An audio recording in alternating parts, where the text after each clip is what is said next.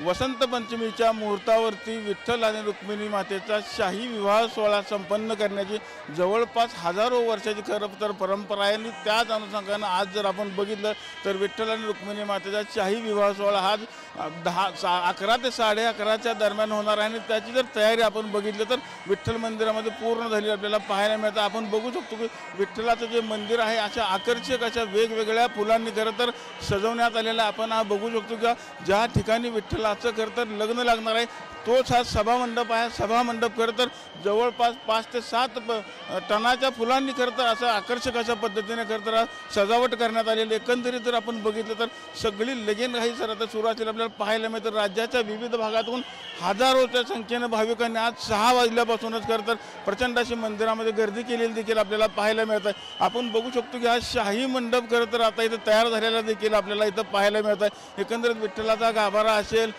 त्याचबरोबर रुक्मिणी मातेचा गाभारा असेल मंदिराच्या सगळ्या भागांना खरं तर विठ्ठल मंदिराला आकर्षक अशी सजावट करण्यात आलेली आहे। बरोबर आता 11 ते 11:30च्या दरम्यान विठ्ठल आणि रुक्मिणी मातेचा शाही विवाह सोहळा खरं तर संपन्न होणार आहे। वऱ्हाडी मंडळी देखील आता इथं आपल्याला पाहायला मिळतात।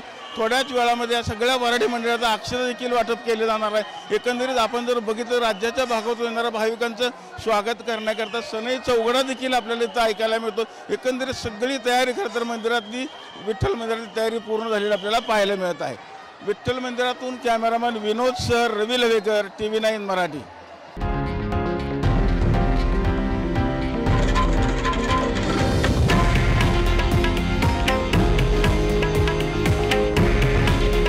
हे आहे देशातील नंबर 1 न्यूज नेटवर्क आणि आपण पाहत आहात TV9 मराठी।